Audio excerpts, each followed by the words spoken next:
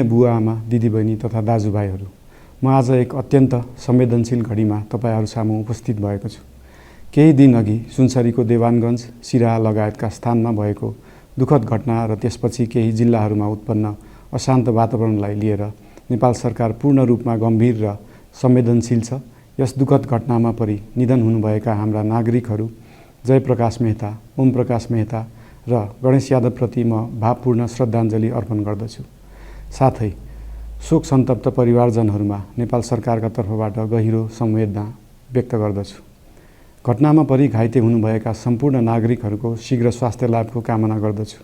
घाइतेहरूको उपचारमा कुनै पनि प्रकारको कमी वा ढिलाइ हुन नदिन सम्बन्धित स्वास्थ्य निकायहरूलाई स्पष्ट निर्देशन दिइसकिएको छ।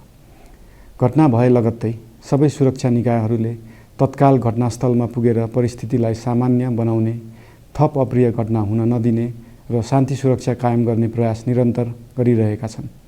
घटनाको निष्पक्ष छानबिन गरी दोषीलाई कडा कानुनी कारबाही गर्न गृह मन्त्रालयले छानबिन समिति गठन गरिसकेको छ। म सबैमा विश्वास दिलाउन चाहन्छु कि यो छानबिन पूर्ण रूपमा निष्पक्ष र पारदर्शी हुनेछ।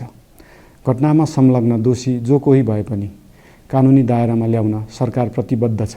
अवस्था थप नबिग्रियोस्, कुनै पनि नागरिकको जनधनको क्षति हुन नपाओस् र स्थानीय स्तरमा विश्वासको वातावरण बनोस् भन्नका लागि नेपाल सरकार निरन्तर क्रियाशील छ।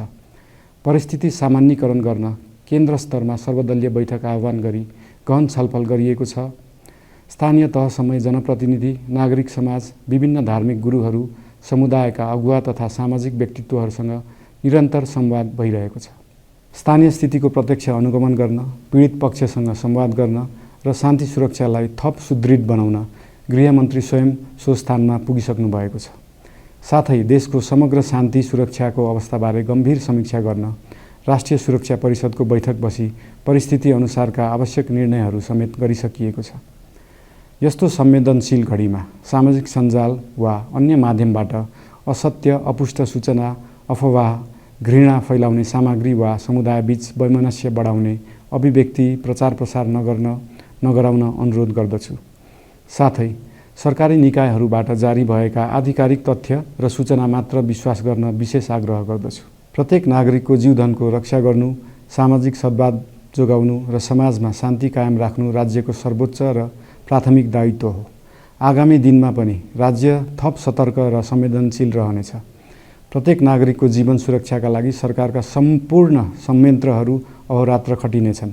शान्ति सुरक्षा भङ्ग गर्ने, अराजकता फैलाउने वा हाम्रो सदियौं पुरानो सामाजिक सद्भाव, सहिष्णुता र भाइचारा खलबलाउने कुनै पनि क्रियाकलापप्रति सरकार पूर्ण रूपमा सचेत छ र यस गतिविधिमाथि कडा कदम चालिनेछन्। नेपालको संविधानले प्रत्येक नागरिकलाई आआफ्नो धर्म, संस्कृति र परम्परा मान्ने मौलिक हक प्रदान गरेको छ। यो संवैधानिक दायित्व निर्वाह गर्न सरकार पूर्ण रूपमा प्रतिबद्ध छ। धर्म समाजलाई आपसमा जोड्ने र प्रेम बाँड्ने शक्ति हो। संसारको कुनै पनि धर्म वा संस्कृतिले हिंसा, घृणा र विभाजन सिकाउँदैन। सबै धर्मको मूल सार करुणा, दया, प्रेम र शान्ति नै हो।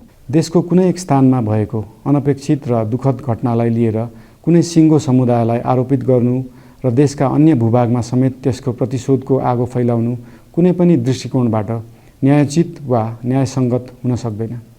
आदरणीय बुवा आमा, दिदीबहिनी तथा दाजुभाइहरू, हाम्रो इतिहास साक्षी छ कठिनभन्दा कठिन र अप्ठ्यारो परिस्थितिमा पनि आपसी एकता, सहिष्णुता र विवेक नै हाम्रो सबैभन्दा ठूलो शक्ति बनेका छन्। हामी सबैले जिम्मेवार नागरिकको भूमिका निर्वाह गर्दै यो सुन्दर र शान्त नेपाली आकाशमा मडारिएको अशान्तिको बादल हटाउनु पर्नेछ। हम आम नागरिक समाज, धार्मिक समुदाय, सब आदरणीय अगुवा, सब राजनीतिक दल आ जिम्मेवार संचार के माध्यम सबके धैर्यता आ संयमता अपना के शान्ति, सद्भाव, भाइचारा आ